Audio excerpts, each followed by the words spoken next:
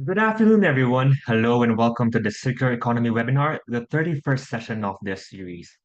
My name is Rocky Guzman. I am the International Governance and Legal Specialist Consultant from the ADB's Climate Change and Sustainable Development Department, and I am honored to be the moderator for today's webinar entitled Biodegradable and Compostable Solutions for Agriculture.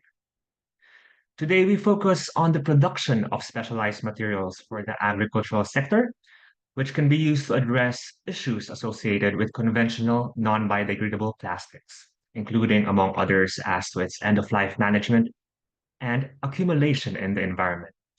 A very important topic, as you know, particularly with the impacts of plastic pollution poses to many developing countries and their agricultural sectors. But first, a brief background. Biodegradability and compostability represent value added in various applications, including, as you know, retail, packaging, but specifically so in agriculture. This is especially important as it could help solve specific problems in the field, such as the degradation of agricultural soils and pollution.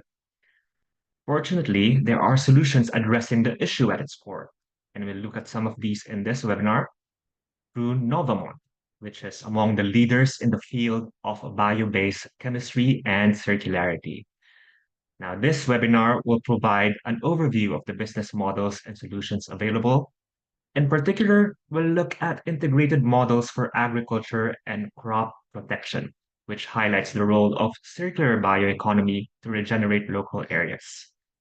Now, for this webinar, we have an esteemed panelist who will share her insights and expertise. After the presentation, we'll then proceed to the Q&A segment, although please, you may ask your questions anytime through the question box below in your screens. All right, so without further ado, let's start with the panel. I am honored to introduce our panelist, Sara Guerini. Sarah is in charge of Agriculture Public Affairs under Corporate Strategy, Implementation, and Engagement at Novamont. She has over 20 years of experience in the sector of bioplastics and agricultural applications in the framework of circular bioeconomy. She started her career in Novamont, first as an agronomist and finally now to advocacy. Sarah also holds a degree in agricultural sciences, as well as a master in agro-environmental systems and a PhD in soil chemistry. Sarah, we are very pleased to have you. Thank you speaking all the way from Italy. Thank you so much. And now you have the floor, please. Thank you very much for the introduction, Rocky. First of all, a very deep thank you for the invitation, and I'm very honored to be here. So, good afternoon, good morning to everybody. As already introduced, I'm going to present Novamont solutions for agriculture, which are biodegradable and compostable solutions. So, just let me, okay. Novamont is an Italian company which was born about 30 years ago in the roots of the Montedison Group, which was the reference industry for chemistry in Italy.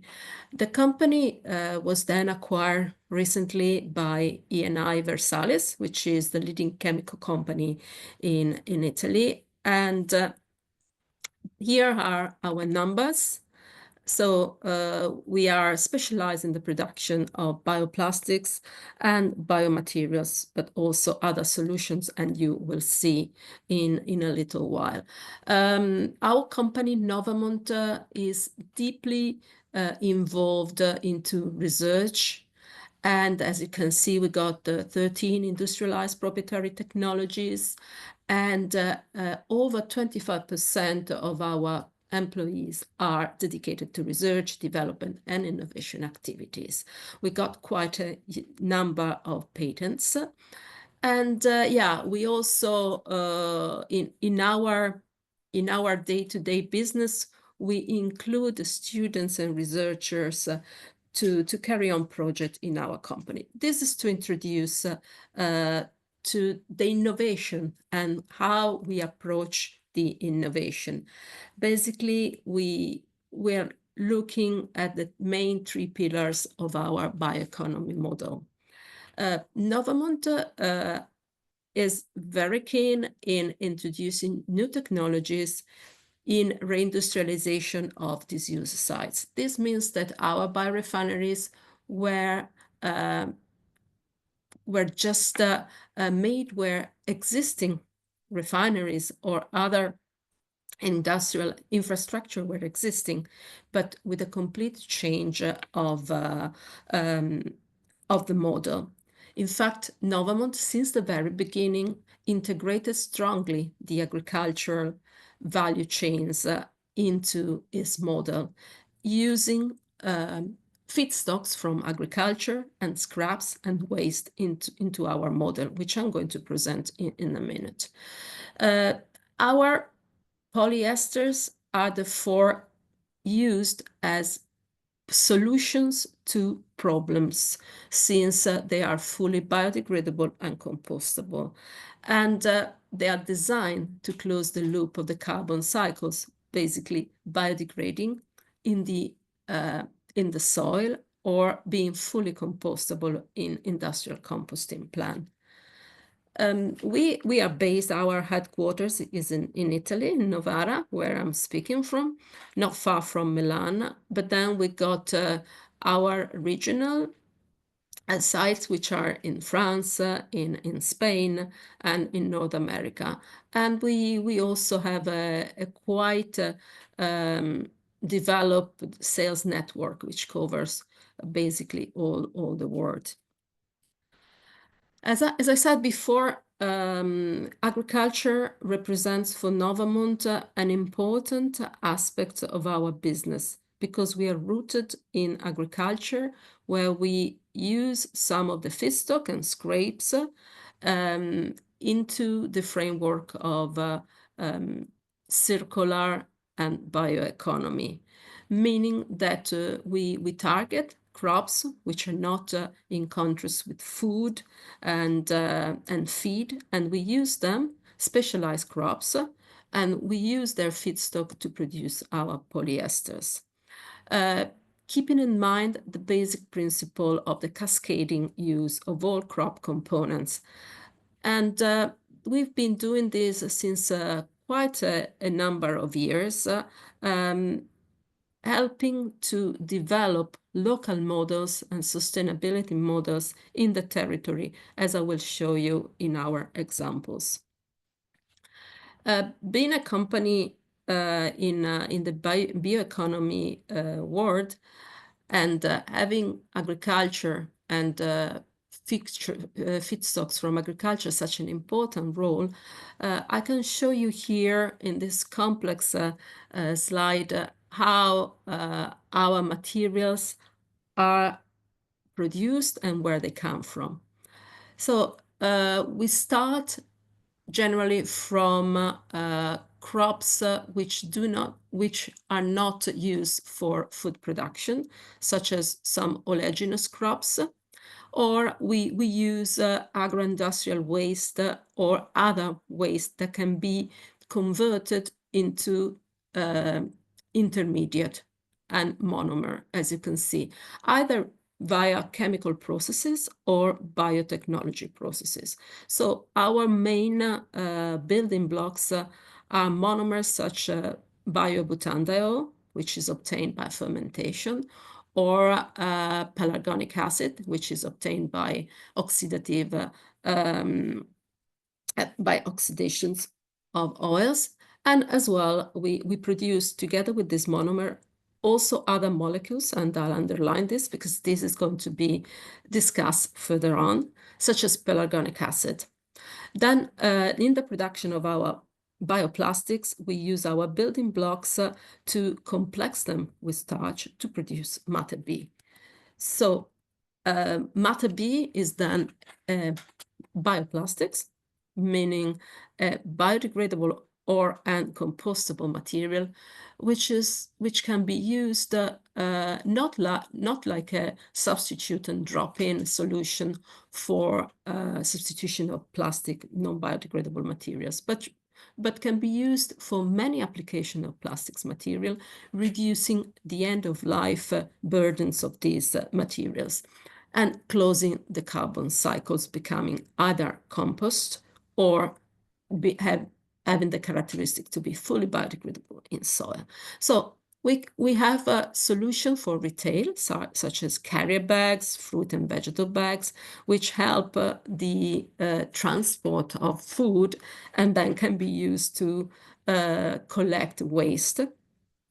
And then, as I said, they can be used to collect waste, which then can be taken into composting plant and fully composted together with the container, which is the bag.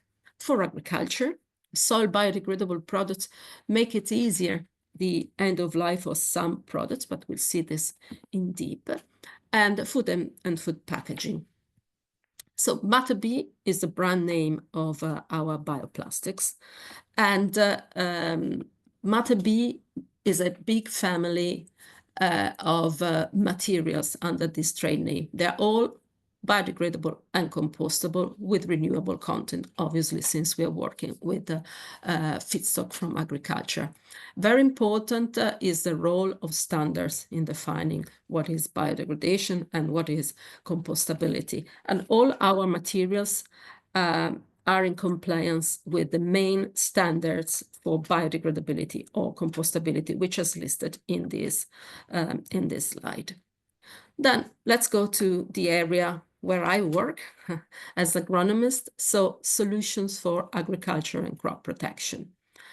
As you probably know, modern agriculture uses a lot of plastic. Plastic materials are a very useful complement and tool for modern agriculture, since they protect crops, they help them growing healthy, and they reduce the use of external inputs such as herbicides or other types of products, as well as optimizing the use of water. This slide shows some of the application of biodegradable materials in agriculture. Why and when we use biodegradable materials? Basically, as I said, they are not a drop-in solution for all plastics, but they use a clean end of life of overall plastics material, both biodegradable and non-biodegradable. Why? Because biodegradable solution can help when plastic materials have the risk to remain in the environment, to have a not proper management of end of life, or when the cost of the end of life management and recycling is economically not feasible. In many cases, the substitution occurs when there's a so-called high soiling. Soilage is the term we use to describe the amount of soil and other impurities that may remain on plastics used in agriculture at the end of their life. Or they're very useful also when facilities for recycling are not nearby to the use of plastics. So here, just some numbers on how many plastics are used in agriculture. Here, I just want to underline a few numbers. So basically, the amount of plastics used in agriculture compared to the overall uses of plastics is quite small. Is estimated to be around 3 to 5% of the total plastic production.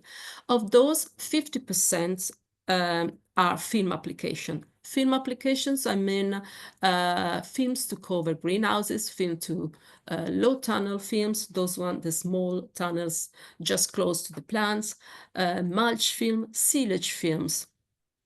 And mulch film represent the second most used category of plastics. Generally, mulch films are made out of LDPE, which is used for films in 80% of the cases.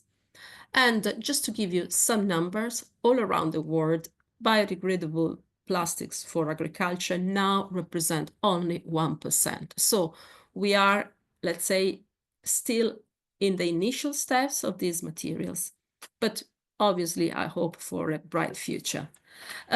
Here I present you some of the data from quite recent reports from Europe, just underline where biodegradable materials can be a solution.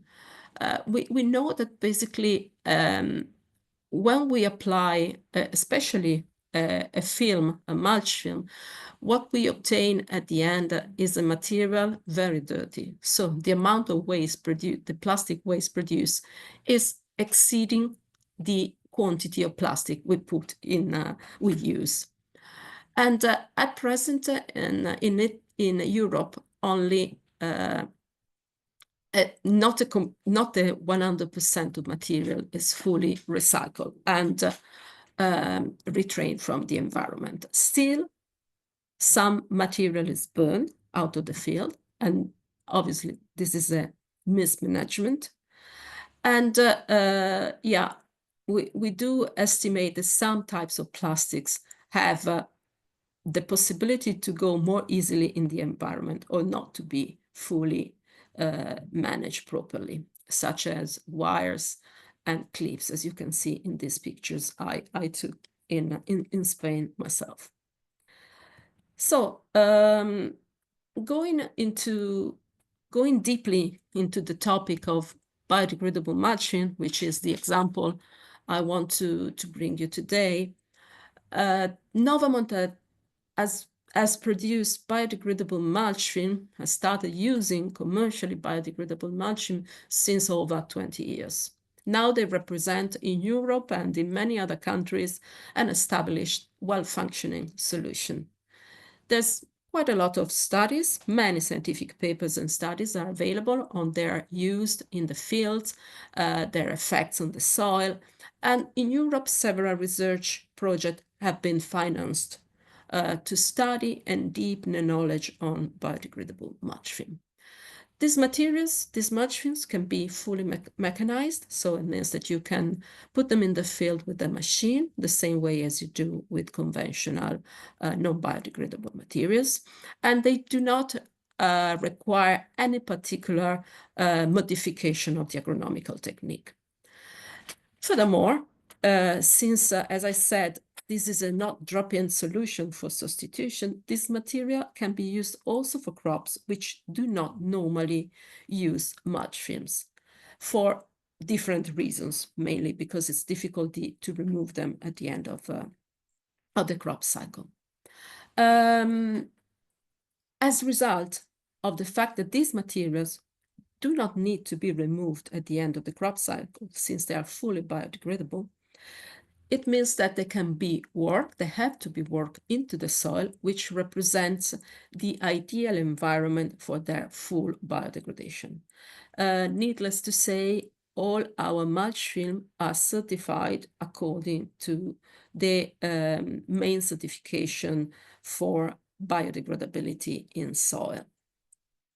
Here, some standard and certifications, which I think are really a key factor to promote innovation and to promote these types of innovation, because they represent the guarantee that the producer and all the chain of value brings to the final users.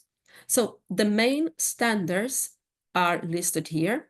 There's a European standards, which is the EN 17033, namely plastic biodegradable mulching for use in agriculture and horticulture, which gives the thresholds for the definition of what is biodegradability in soil. But together with this, it asks other requirements for a biodegradable mulching to be considered really biodegradable mulching, such as not having any negative effects on soil and the organisms living in the soil, and also defines the basic final characteristics. There's also a nice standard. And here you can find the criteria for biodegradation. I want to add, which is a complete new aspect and was not reported in this presentation because it's been just recently announced in Europe since the 31st of October this year, biodegradable mulch film enter into the fertilizer regulation, which is a real step forward for having a real definition and, let's say, a full passport for sustainability of these materials. Now, let's go to something else before presenting in the last part of my presentation the example of exploitation of this material on territory.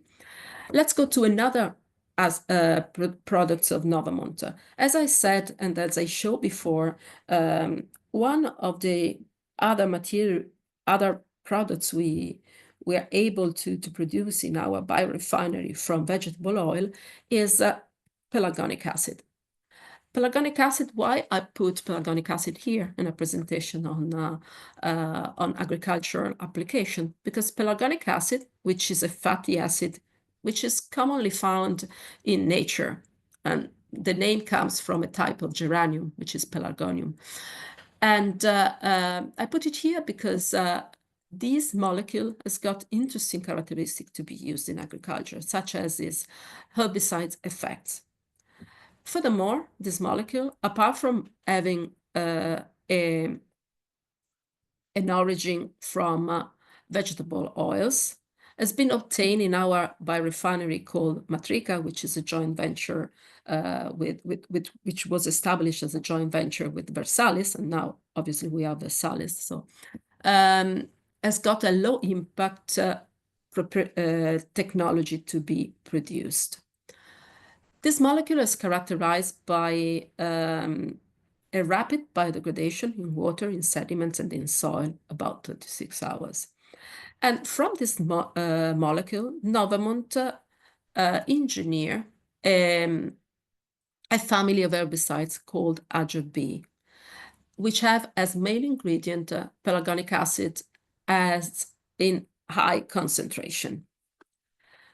We did test pelargonic acid, which is now available in Italy for use to growers for a range of applications like herbicides, pre-harvest desiccant, phytoregulator, sucker control.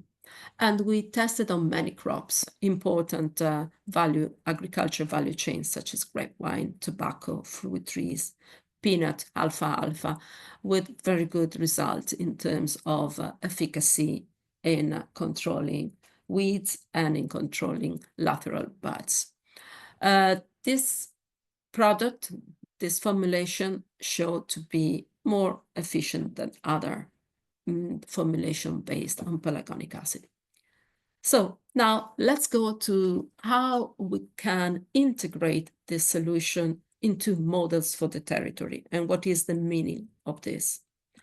I'm going to bring you a few examples showing how we managed to introduce these innovative bioplastics and pelargonic acid solutions into agriculture and underline which are the benefits we obtain. Okay, the first experience is the experience we had in Italy and Spain, which started around 2010 and 11. The Navarra region in north of Spain has a vast area cultivated with processing tomatoes. And growers were using mainly polyethylene due to the climatic conditions. As nature, tomato cannot be grown for more than 1 year on the same land. This means that the soil are not normally owned by the growers, but they are rent. And when you rent a soil for production, you have to give it back in the same situation you find it so clean. And this was not happening. So we managed to substitute conventional polyethylene films that were very thin and very difficult to remove with biodegradable materials. And now we can proudly say that 80% of the production of tomatoes in Spain is cultivated with biodegradable materials, with no residues and no plastic left into the soil. As well, in Italy, we reach in the south of Italy, which is one of the main area of cultivation of processing tomato, 40% of the area covered with mulch film. Benefits, The benefits of using a biodegradable material here, apart from enhancing the growth of the plant and having a complete and effective control of weeds, we also experience and we measure 15 to 20% reduction of water for irrigation. So as you can see, this is very important number, especially given the unstable condition of production in this year. Here, just a few pictures showing the effects of a biodegradable material on root development compared to non-mulch soil. Another example, always from southern Spain, in an area in the regional park of Cabo Cobe, which is in south of Spain, in Murcia specifically. Here, this area is a protected area. And in these protected areas, growers do produce vegetables. But in some cases, leftover from plastic residues can be taken with rain to the sea. And you can see that many plastic residues could be found onto the shore, onto the beaches. These are pictures I took myself. What we propose here was the use of biodegradable mulching and also the use of clips and wires for tutoring for the growth of crops in greenhouses. An important aspect is that the growers, well, we worked there for a few years with local growers and local association, and organizing meetings and discussing with growers. And I'm happy to say that growers were talking to each other, and these solutions were actually taken and used in their normal cultivation techniques. Important to say, because it's an aspect of innovation, to support innovation, that the Common Agriculture Policy in Europe, which is a group of measurements and subsidies to help growers especially to implement innovation in their practice, was actually giving subsidies to growers in Spain who were using these innovations. And I think this is a very important point when we're talking about how to speed up the uptaking of innovation. Another example, always from Spain, where we're working quite a lot, and where in the south part of Spain, many of the vegetable and fruit is produced and exported all over Europe and world. Here we are in an area in Andalusia, where there's a very high production of vegetables under greenhouses. All the white area here you see in the upper picture represents greenhouses. Here we substitute clips and twines, which are used for the cultivation in the greenhouse of tomatoes and other vegetables, with compostable clips and twines. Why? Because the waste after the cultivation of tomatoes or vegetables using clips and twines made of conventional plastic has a very difficult end of life, since you've got a huge amount of plant residues mixed with a small amount of plastics. So substituting conventional plastic with compostable plastics makes the waste, the green waste, very uniform in terms of how it can be dealt in the end of life. This means that we can accumulate and recuperate all the green all the plants at the end of the crop season, together with the clips and the wires, and take them to a composting plant. That's what we did. And as well here, we had a very positive result, while clips and wires were working very well during the cultivation period and could be composted at the end of the crop. And when compost is produced, it represents good amount of organic matter which needs and has to go back to the soil to close the carbon cycle. My final example of integration of solution in territories is in Pantelleria Island. Pantelleria Island is a small island in the south of Italy with an historical production of very good wines. And in this production of wines, we managed to use our pelargonic acid to control weeds. And as well, we used for other productions, local production, also our mulch films. Mulch films here, you can see them. They're used for vines, which is quite an unusual application. But mulch film used for vines are enhancing the growth of the plant in the early stages when the plant needs to grow and needs to establish the root system into soil. We also used our biodegradable mulchings to cover greenhouses.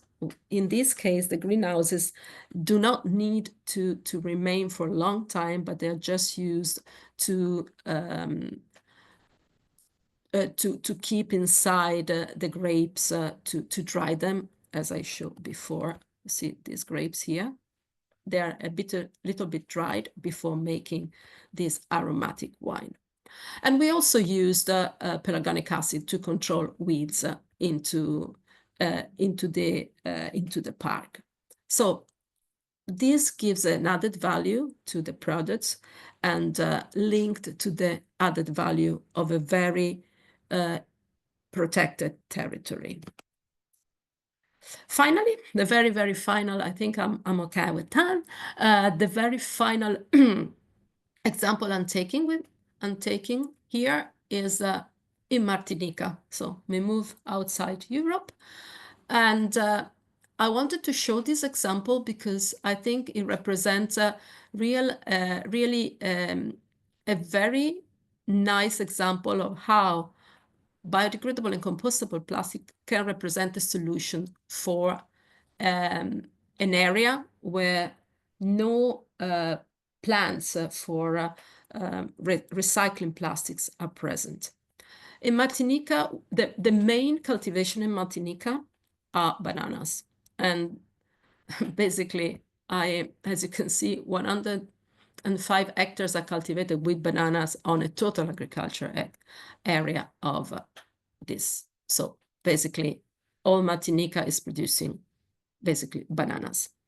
The bananas leaves are used to cover bananas at the end where they are about to be ripe, and then they are removed and discarded.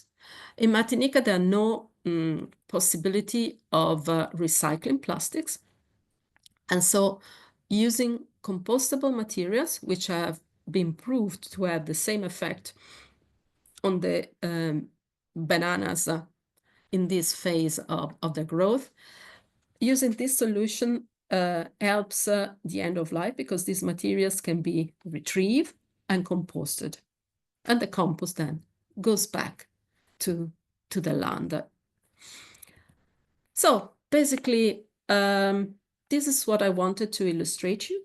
And I wanted also I hope I underline and stress the differences in using a biodegradable and compostable material.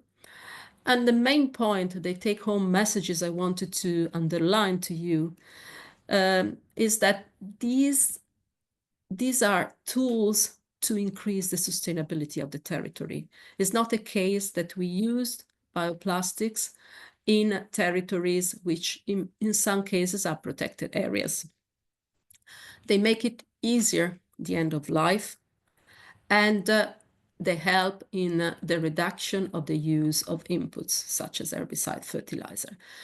And as well, they can be a tool to take the transition to innovative solutions, keeping also an eye to the overall costs. Because when we are talking about applications of materials to agriculture in general, or in general, when we're talking about impacts or costs, some of the overall costs are neglected.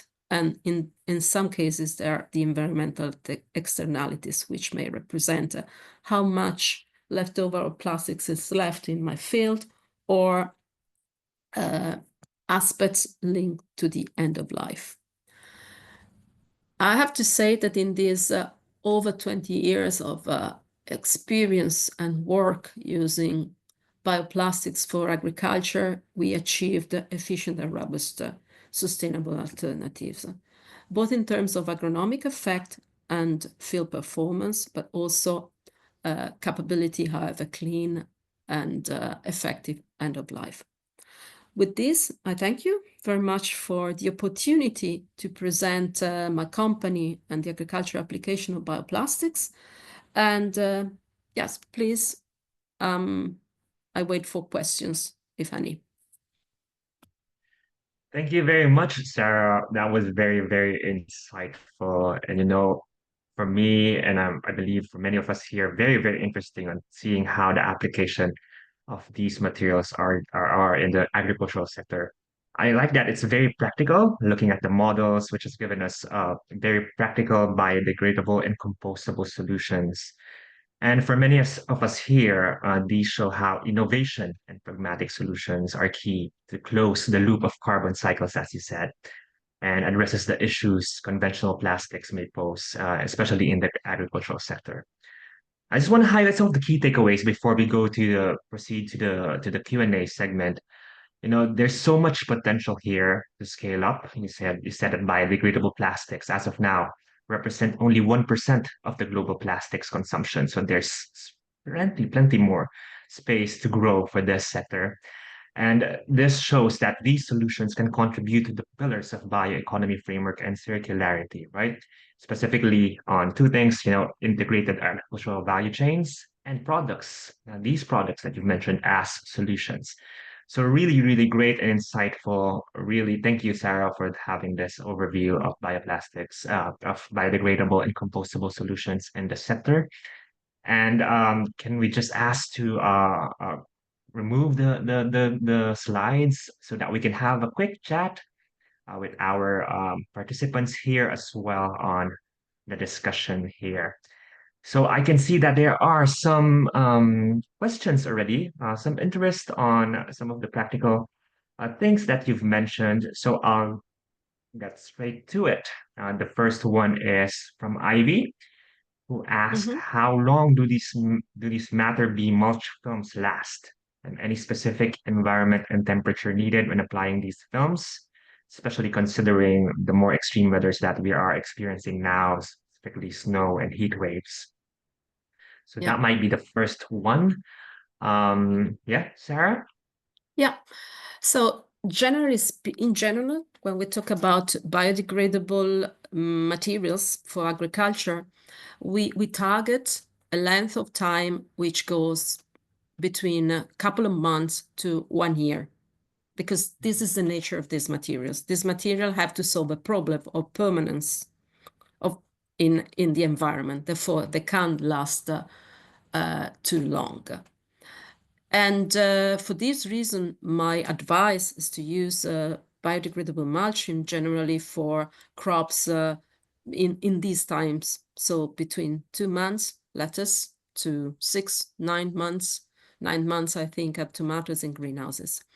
And in terms of conditions, in our experience, mulch film have been used all around the world in the agricultural areas, going from north of Europe or North America to deep south, not only of Europe, but we use them.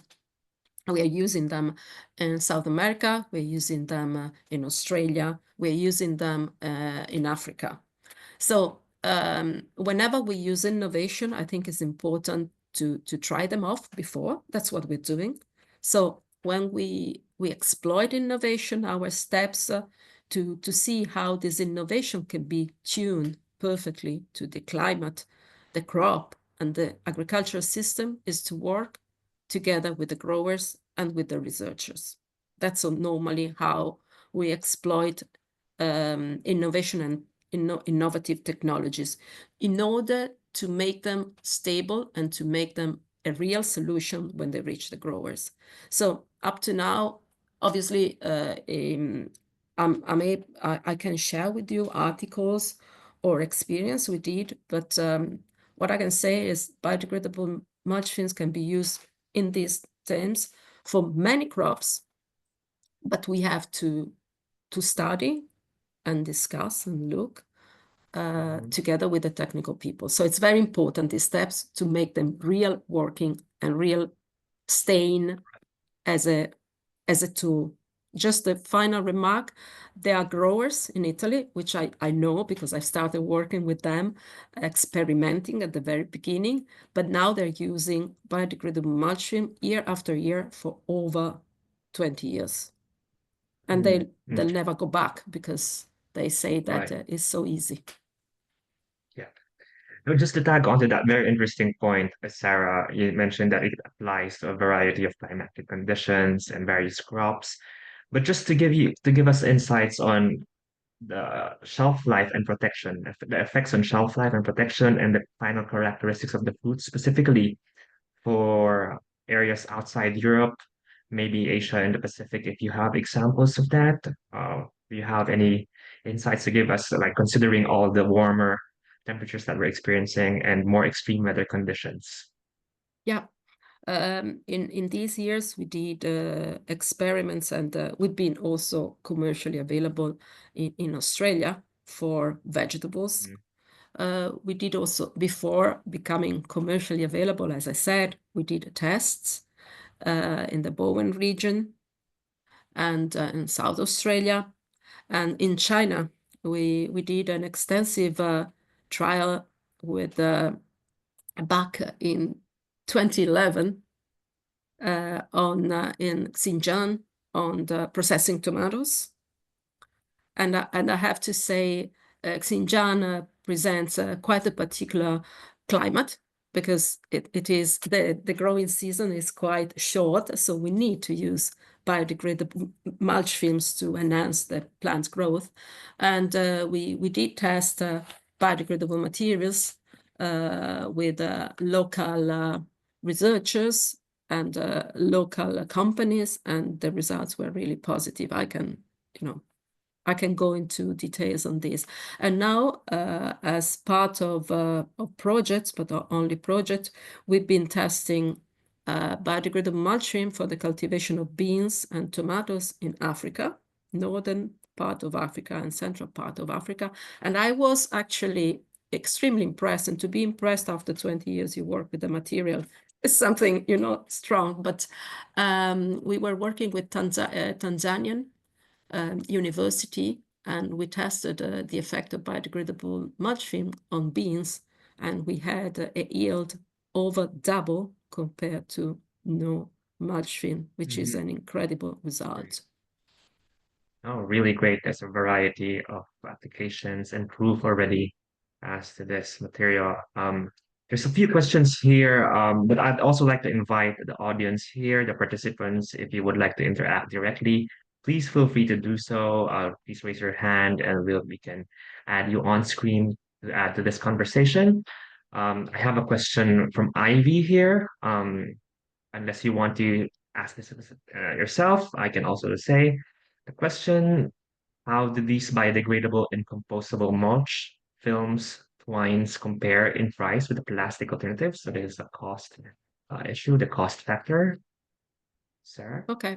Without going into the details, obviously, of our materials, but I would talk more in general. As in the final slides, when I said that we needed to take into consideration also the environmental externalities, I think this gives an idea of how to approach to these materials. I'm not going to take into real consideration now the environmental externalities, but I would like just to set a few points on the economical approach to these materials. We have to take into consideration that mulch films are not removed. So mulching are left into the soil, worked into the soil in order to put them in deep contact with the soil where they do biodegrade. So this operation saves a lot of manpower and a lot of time for growers.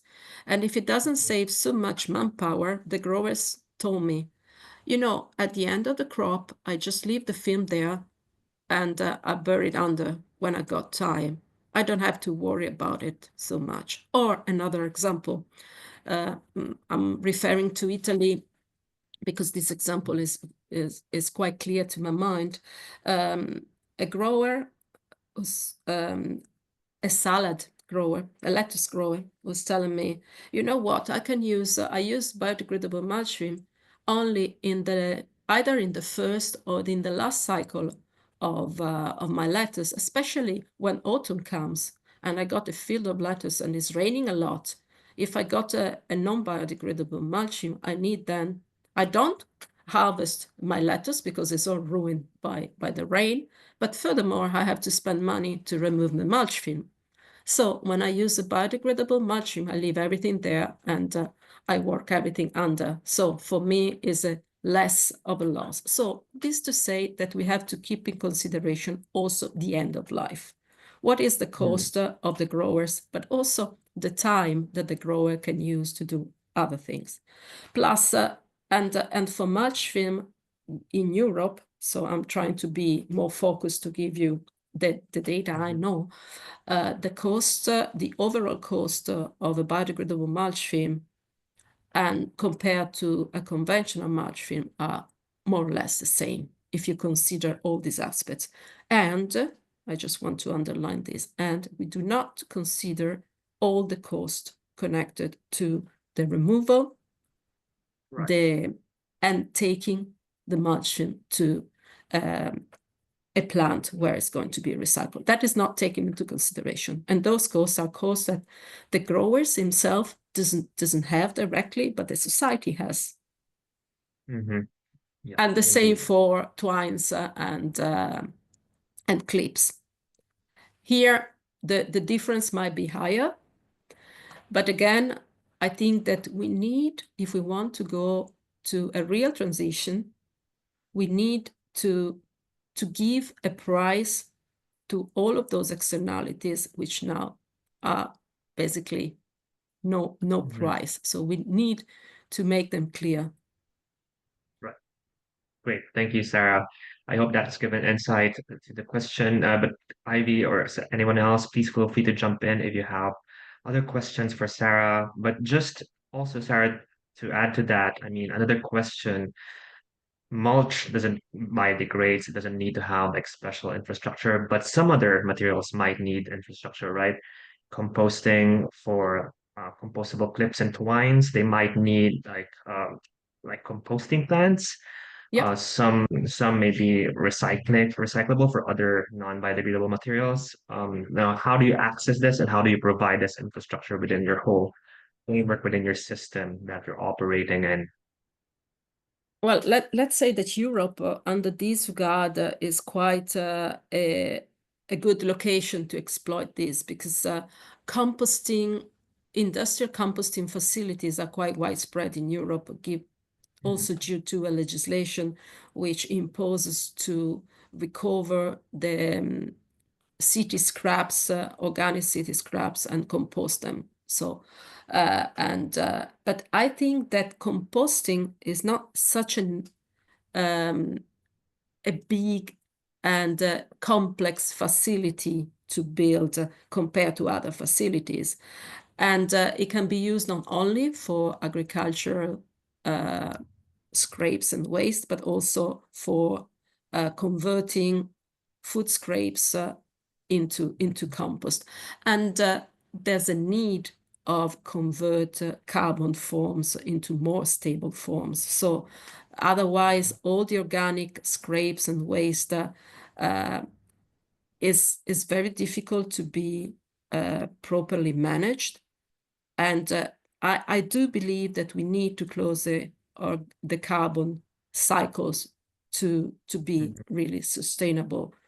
And also especially in this time and period where we see extreme climate conditions, soil is suffering a lot. Soils need organic matter to be kept, to keep its fertility. We need to close the loop of carbon. We need to bring healthy organic matter to soil, and compostable materials are a part of this system. So yeah, in Europe you already have, but that might be something that we can also look at once it's scaled up to other places. Sure. Yeah, thank you, Sarah. Thank Now you. let's move on to some of the things that you mentioned earlier. You mentioned something about policy, the subsidies that you can tap into, because you have been looking at the standards. You have the standards already for biodegradation and compostability. Now, I'd like to ask, like, enabling environment needed. What policies are needed to scale this up further? This kind of innovation, and what have you done possibly in Europe already, and what can be done in other places around the world?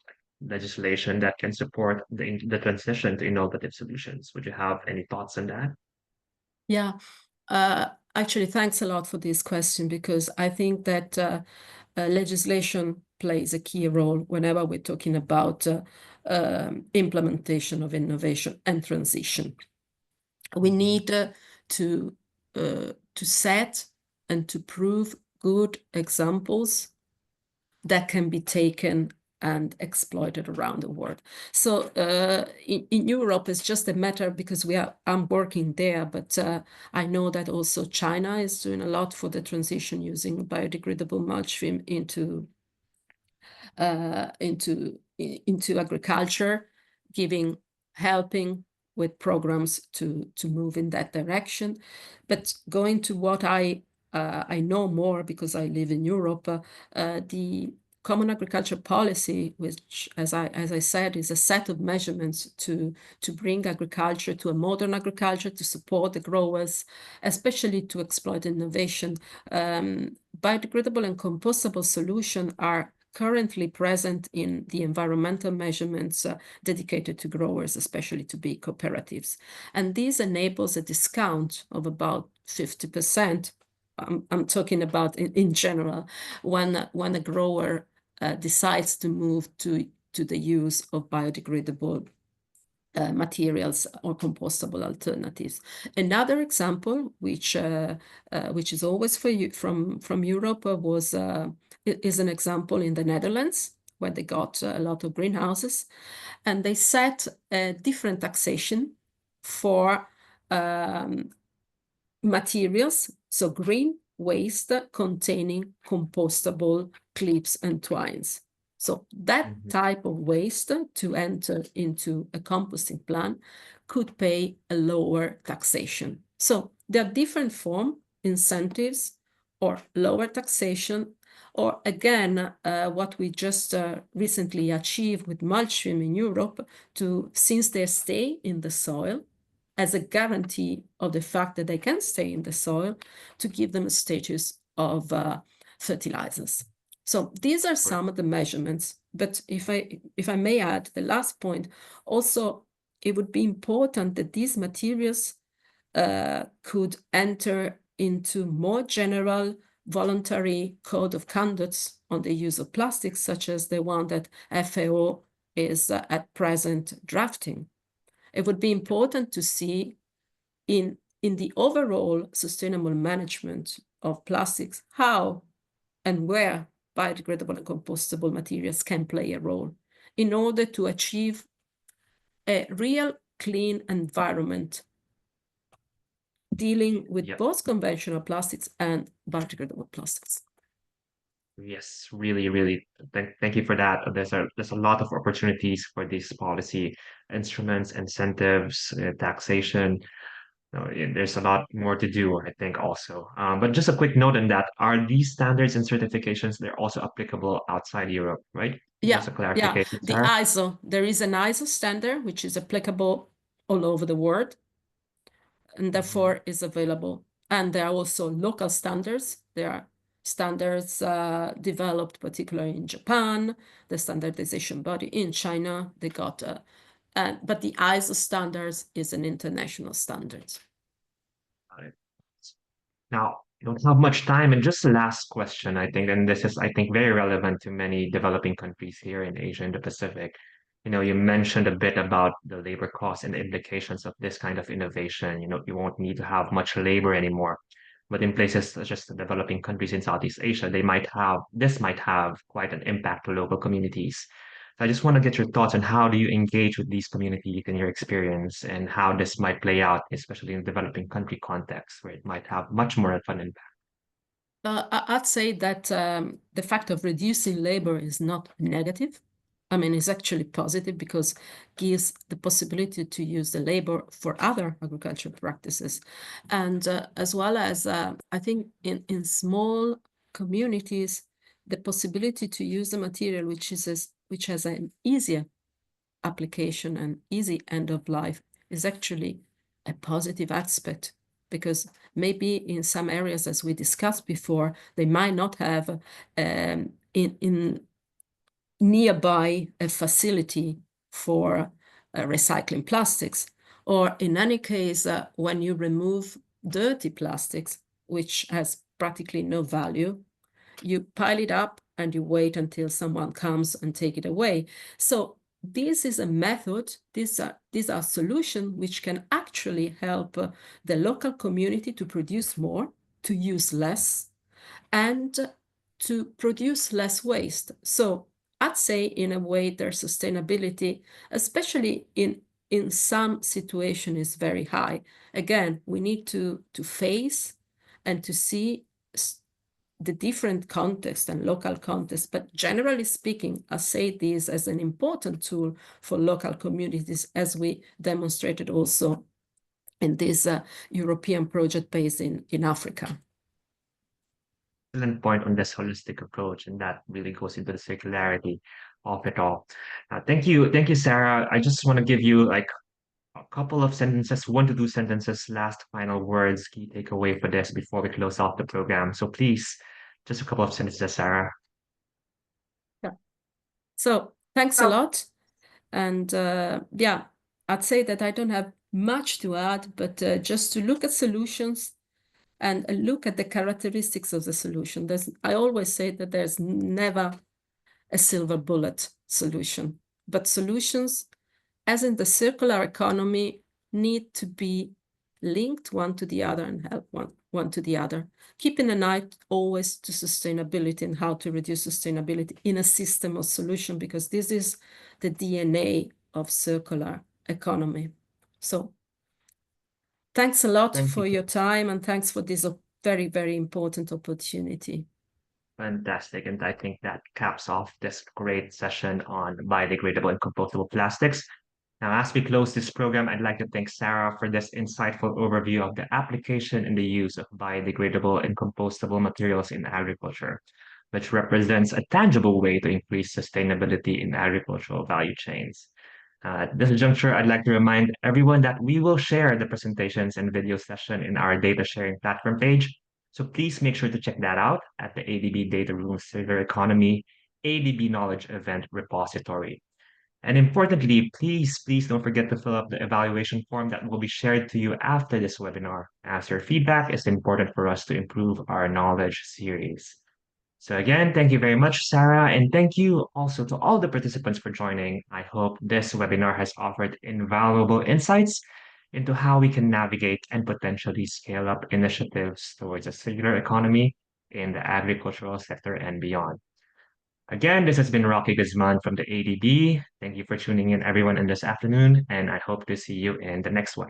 Bye bye, everyone. Bye-bye.